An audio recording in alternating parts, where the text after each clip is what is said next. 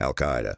Few organizations have reshaped the modern world as completely as Al-Qaeda, and fewer still have done it with as little conventional military power. Founded by Osama bin Laden in 1988, in the final years of the Soviet-Afghan War, the organization was built on a network of foreign fighters who had traveled to Afghanistan to resist the Soviet invasion. When that war ended, bin Laden turned the network outward. Al-Qaeda's ideology held that the United States and its allies were engaged in a deliberate war against Islam, and that large-scale attacks on Western targets were not only justified, but required. The 1998 embassy bombings in Kenya and Tanzania killed over 200 people and announced the organization's capabilities to the world. 3 years later, the September 11th attacks killed 2,977 people in a single morning and triggered 2 decades of American military engagement across the Middle East and Central Asia. The subsequent war on terror dismantled much of Al-Qaeda's original leadership structure. Bin Laden was killed in Abbottabad, Pakistan in 2011, but the organization never disappeared. It fragmented into regional affiliates operating across Yemen, Syria, Somalia, and West Africa,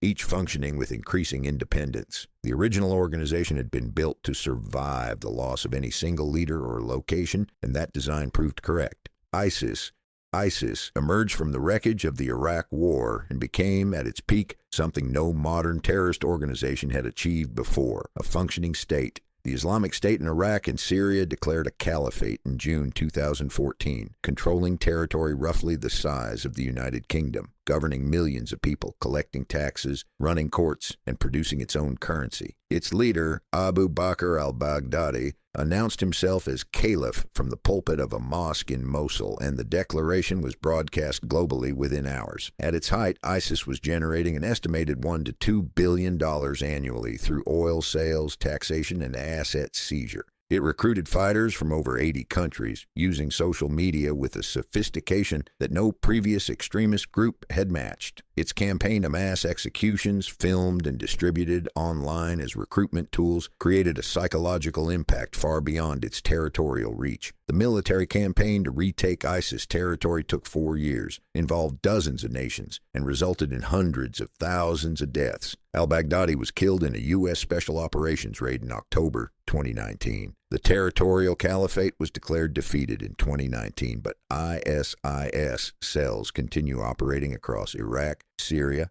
Africa, and Southeast Asia.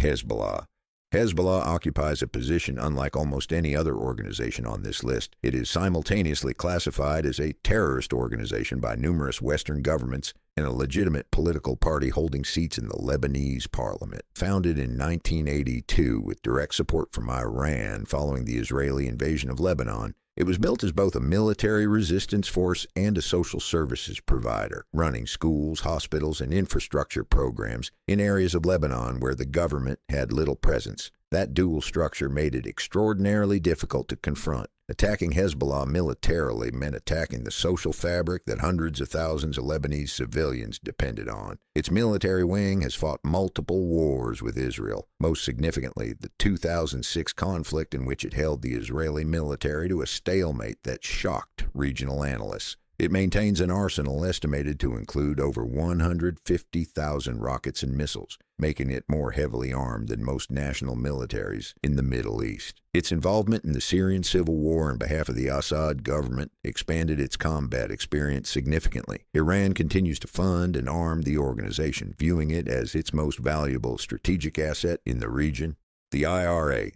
The Irish Republican Army's campaign on British soil and in Northern Ireland lasted 3 decades and killed over 1,800 people, making it one of the longest sustained domestic terror campaigns in modern European history. The Provisional IRA, formed in 1969 following a split in the Republican movement, carried out bombings, assassinations, and mortar attacks targeting British military personnel, politicians, and increasingly civilian infrastructure throughout the 1970s and 1980s. Its 1984 bombing of the Grand Hotel in Brighton during the Conservative Party conference nearly killed Prime Minister Margaret Thatcher. Its 1996 Manchester bombing injured over 200 people and caused damage so extensive it effectively redeveloped the city center. The organization was funded partly through donations from Irish-American communities in the United States and partly through criminal enterprises. What made the IRA strategically distinct from many contemporary groups was its explicit political wing, Sinn Féin, which pursued the same objectives through electoral politics simultaneously. That dual approach ultimately proved more effective than violence. The 1998 Good Friday Agreement, which ended most of the active campaign, was a negotiated political settlement. The IRA formally decommissioned its weapons in 2005. Boko Haram.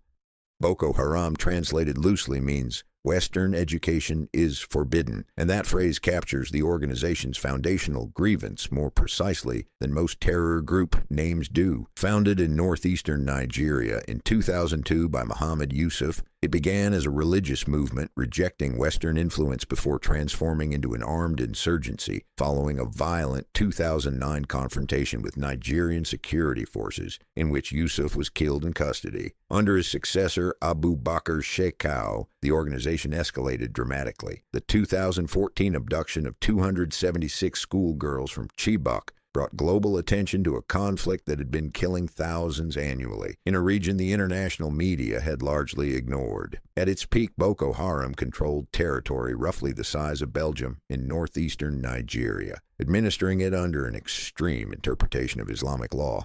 Its insurgency has killed an estimated 350,000 people and displaced over 2 million since 2009, making it one of the deadliest active conflicts on Earth. A 2016 split produced a rival faction called the Islamic State West Africa Province, and the two groups have fought each other as viciously as they have fought Nigerian government forces. Shekau died in 2021 during a confrontation with the rival faction, the Taliban. The Taliban governed Afghanistan from 1996 to 2001, were removed from power by the U.S.-led invasion following September 11th, spent 20 years fighting an insurgency against NATO forces and the Afghan government, and then retook the country in August 2021, completing one of the most remarkable political and military comebacks in modern history. Founded in the early 1990s by Mullah Omar, a veteran of the Soviet-Afghan War, the movement drew its initial support from religious students in southern Afghanistan who promised to restore order after years of civil war. Their first period of governance was characterized by extreme restrictions on daily life, particularly for women, and the systematic destruction of cultural heritage, including the 2001 demolition of the Bamiyan Buddhas. During their years as an insurgency, they proved extraordinarily resilient, absorbing enormous military pressure from the world's most advanced armed forces, while maintaining organizational coherence and territorial influence. Their return to power in 2021, completed within days of the American withdrawal, surprised even their own commanders by how quickly the Afghan government collapsed. They govern Afghanistan today, recognized by almost no country on earth, facing international isolation and implementing policies indistinguishable from their first period in power. The PKK. The Kurdistan Workers' Party, known by its Kurdish initials PKK, has been fighting the Turkish state since 1984 in one of the longest active armed conflicts in Europe and the Middle East. Founded by Abdullah Öcalan in 1978, the organization initially sought an independent Kurdish state carved from southeastern Turkey, northern Iraq, Syria, and Iran, territory it called Kurdistan. The conflict has killed an estimated 40,000 people over 4 decades, making it one of the deadliest ongoing insurgencies in the world. The PKK is designated a terrorist organization by Turkey, the United States, and the European Union, though the same Kurdish fighters, operating under affiliated names in Syria, received American weapons and training during the campaign against ISIS, a contradiction that created significant diplomatic tension between Washington and Ankara. Öcalan has been imprisoned on a Turkish island since 1999, yet continues to exert ideological influence over the movement from his cell, issuing statements that shape PKK strategy. The organization has evolved significantly since its founding, abandoning the goal of full independence in favor of a political philosophy called democratic confederalism, which advocates for Kurdish autonomy within existing state structures rather than a new nation. The Lord's Resistance Army. The Lord's Resistance Army is unlike any other organization on this list in one specific way. It has no coherent political program that any outside observer has ever been able to identify. Founded by Joseph Kony in northern Uganda in the late 1980s, the LRA claimed a vague religious justification involving the establishment of a government based on the Ten Commandments, but its actual activities bore no relationship to any recognizable ideology. What the LRA did consistently and on an enormous scale was abduct children. An estimated 60,000 to 100,000 children were taken over the course of its campaign. Boys forced into combat, girls forced into domestic servitude for commanders. Former child soldiers who escaped described being ordered to carry out violence against their own communities as a method of ensuring they could never return home. The organization operated across Uganda, the Democratic Republic of Congo, the Central African Republic, and South Sudan, moving across borders whenever military pressure became too intense. At its peak in the early 2000s, it had displaced nearly 2 million people in northern Uganda alone. Kony has been under an International Criminal Court arrest warrant since 2005. He has never been captured. His current whereabouts remain unknown. And if you made it this far, drop a comment below and let us know which group you want us to cover next. Subscribe so you never miss an upload. There is a lot more where this came from.